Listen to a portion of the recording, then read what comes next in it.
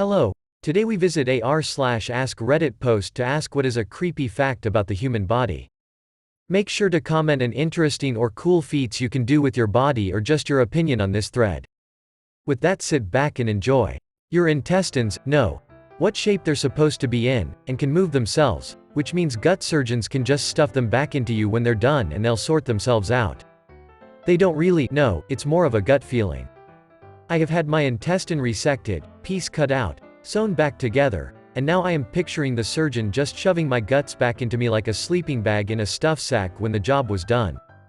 He rolled them up like an extension cord and then threw them back into your skin drawer.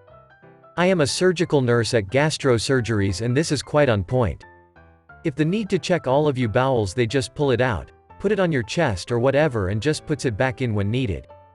God, being a doctor must be so cool. I totally get the appeal if you can stomach the blood and death. And the smell. The inside of the human body is not the most pleasant smell, especially when playing around your intestines or an infected wound. I know a couple of nurses, doctors and surgeons, and they've all seen very bad stuff, but they get used to it. But they all say that it is when there is a smell that it is hard and you can never get used to those smells. Even after 15 years it will make you gag. When you get laser tattoo removal, the ink doesn't disappear, you pee it out. Your body's immune system breaks down the pigments of ink, and it flows in your bloodstream, gets processed through your kidneys, then you pee out the ink. A final middle finger to your ex, if you get a tattoo of their name removed. With enough time, you can give the tattoo back to them. Your tongue has incredible tactile capabilities. So much so, that if you look at any object, you can vividly imagine what it would feel like to lick it. Go ahead. Look at the wall, your shirt, your shoe, the tongue knows. All that time as a baby built this library of knowledge. And still I can vividly imagine what my MacBook feels like licking. So I started staring at my pee-pee. Go ahead, the tongue knows. A dead body will often move as it's being cremated. Muscles contract as they cook, after all. Sometimes this means a body will sit up in the crematory machine. I know someone who worked in a morgue. One of their first experiences was going into a dark room to sort something out, and a body on a table sat up, groaned and farted, then laid back down. Hey, my husband does that and he's alive. Nice to know he won't change much after death. I wonder if stuff like this is a possible origin for zombies. The idea of zombies actually originates in Haiti, where French slave owners would tell their slaves that if they committed suicide, their soul would become trapped in their body and be forced to live in a decaying body. Essentially a scare tactic. I think there was more to that than just a story. I remember reading that a lot of it stems from voodoo. People were given drugs which made them obedient and suppressed emotions. Comparable to modern-day forced adult fun-time drugs. Victims of this voodoo magic would move and behave in a trance-like state which looks like modern-day zombies. Just without the eating humans and decaying part. Allegedly, your immune system has no clue your eyes exist. Effective tomorrow. If your immune system found out about your eyes, it would treat them as an external threat. Therefore, try and neutralize your eyeballs, leaving you blind. True. Eyes are so-called immune privileged sites. Severe trauma to the eye could potentially expose the immune system to antigens of the eye. That's when things can go dark. Oh, goody. I've had an eye infection that left my tear glands practically dead in the water. Good to know I've got even more to worry about now. Immunotherapy to treat my cancer has caused my immune system to attack my eyes. Imagine the worst allergies ever, or having pink eye and both eyes 24/7. Immunotherapy-induced conjunctivitis is what it's called. No known cure, no medication helps. Every day I suffer. Every day I pray I wake up and it will be gone. Human beings are a cesspool of bacteria, and when you die your body eats itself from the inside out. More bacteria than human cells in our bodies. According to this article, there are about 10 bacteria for every human cell. That's a lot. The number has actually been recently revised. The number of just bacteria, no virus, fungi, various other microbiota is estimated to be 1.3 bacterial cells for every one human cell. The intestines are covered by a double fleece of peritoneum. See it like a blanket. When your intestines get damaged for whatever reason, this blanket starts moving out of itself and crawling upwards towards the place which has the injury. It will stay there until the injury is recovered. and then move on again. Maybe not the most creepy fact, but definitely interesting in my opinion. Wait, that's cute. My intestines, ouch, I've been punctured. My peritoneum, shush, it's okay. Come here, come here. Here's a lil blanket I made just for you, just cover up that lil hole. There ya go, nice and cozy? Snug as a bug? Okay, good. There is an urban myth that your fingernails continue to grow after death, which is supposed to explain why dead bodies often appear to have long nails. The truth is that the soft tissues in the fingers and hands tend to contract as they lose moisture, leading to the appearance of growing nails. Same reason people believed in vampires. The gums would retract, making it appear that the corpse had grown long teeth. It was thought the corpse was possessed by an evil spirit which would feed on the blood of the living, and bingo, vampires enter mythology. Also, the belly would expand from gases and red liquid would seep out of the mouth. Also, people died of tuberculosis and they didn't have a germ theory of disease, so while some corpses were getting bloated, leaking blood, and growing long teeth, some living people were getting thin, growing pale, and becoming progressively weaker until they died. Food that was consumed can sometimes take up to 5 days to fully pass through your intestines into your colon. So when people say that you are full of shit, they ain't lying. Yep, we can store up to 5 kilos of shit at any given time. I definitely know some assholes that store way more than that. Maybe a bit TMI, however, I recently did a 100-hour fast, and at about the 90-hour mark one still went for a shit. Even without eating, our bodies will continue to produce waste that we pass through our bowels. You can become allergic to yourself. I am allergic to my own jizz. I once had a bit of jizz on my stomach and it became red and itchy. Dude, I get this too. Tiny blisters. Definitely allergic to jizz. I did wonder if I would go into anaphylactic shock if I swallowed it. I did not. Brave of you to test that one out. Hello, ambulance? Yeah, he's gone into anaphylactic shock. How? He swallowed his own jizz. Viewed from a medical standpoint, the inside of your gastrointestinal tract is technically the outside of your body, making you a meat donut. I bet we were typing at the same time. Just took me a few minutes to think of how to word things.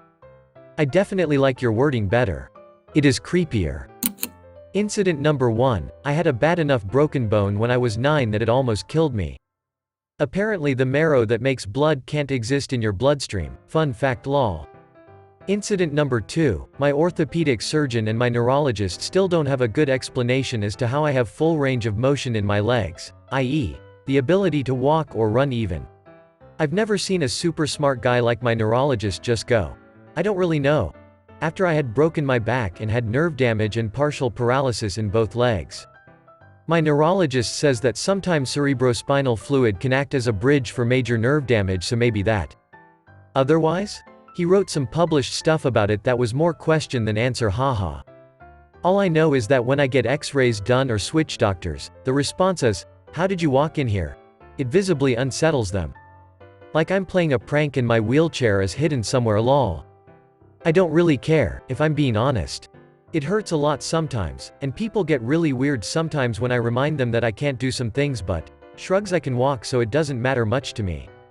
Long story short, sometimes your body can do some weird and creepy shit that even the professionals go, I would go to new doctors all the time to mess with them. Unfortunately, I have to go to pretty specific ones, LMAO. You run out pretty fast. I want to see your x-rays. They're pretty creepy. My L4, L5, L6 look like a 2-year-old stacked some wobbly blocks. All of them are putting pressure in odd ways on my spinal cord. I still get twitching and numbness if I sit or lay too long, so I kinda sleep partly sitting up. Like in a recliner or reclined position. I also cracked a cervical vertebrae and ruptured a disc there, resulting in 2 rods and a fusion surgery. I am definitely not saying I'm going to run a marathon anytime soon. But I am mobile and I can walk or jog a block on a good day. The pain you feel from a sunburn is your skin cells effectively killing themselves before they mutate into cancer. Nah, duck that, I'm not going outside anymore. One thing that spun me out was hearing about fallopian tubes after a friend went through emergency surgery. Fallopian tubes are mobile and active parts of your reproductive tract. When one tube isn't there or is broken, the other tube can actually move over to the opposite ovary and pick up an available egg. It's like DoorDash. Dovery Dash. Uter Eats. Human skin is overlaid with a pattern called Blaschko's lines, stripes covering the body from head to toe. The stripes run up and down your arms and legs and hug your torso. They wrap around the back of your head like a hood and across your face. You just can't see them. I just had to look these up, and it's super cool. Are you going to leave out the coolest part, though? You actually can see these lines, but only under a UV light. You can see them on some people with certain skin conditions or, apparently, chimerism. And they also come in other patterns. This is wild because I've had this random off-color patch of skin on my right boob for as long as I can remember. I wonder if it's Blaschko's lines, or just more weird skin shit. The liver can grow parts of itself back. If you get a splinter or foreign object stuck in your skin, you can hold a flashlight against your skin and shine the light through your flesh, and the foreign object will be a dark spot. Light actually passes through our flesh quite well. Also, if you shine a bright enough light into your mouth, you can see the light in your own eyes. So what you're telling me is I can become a jack-o'-lantern. The brain will always, usually try to ensure its survival. If knocking you out does so, then you will faint for the safety of the brain. I remember finding this once, but I don't remember clearly. Your brain does a slightly similar thing with sleep exhaustion too. When it gets to such a severe point that things start breaking down, the brain will basically say not on my watch and put you into a microsleep. We've probably all had microsleeps before when we're overly tired, but the further you slip into sleep deprivation, the more dramatic they get. Your brain will trigger them more and more out of necessity, and you'll find it harder and harder to get out of them. When my sleep disorder was at its worst, I would find myself completely unable to open my eyes after my eyelids were dragged shut by sleepiness. The more I forced them open, the further I went into hypnagogic hallucinations. There'd be pink animals floating across the lecture hall, sounds would become distant echoes, and everything would rapidly become a rainbow swirl of tunnel vision. My next recollection would be that time had jumped 3 minutes, as I'd fallen unconscious on my desk. After each microsleep, the next would be harder to snap out of, because my brain needed to wrestle me down and hold me there. On bad days like that, I'd be unable to stop walking in the street because standing still would trigger microsleeps, and I'd collapsed once or twice before. Same goes for the bus, absolutely no sitting, because I'd wake up at the terminal stop. I'd essentially had between 5 and 10 actual restful sleeps out of the whole 365 days. The other days could be a combination of 1 to 4 hours of effective sleep. Thankfully my disorder is now about 75% treated. With that, thank you for watching all the way until the end, and don't forget to like, subscribe, and comment an interesting or cool feats you can do with your body or just opinion on this thread. If you want to continue to watch my content, click one of the videos above. Until next time.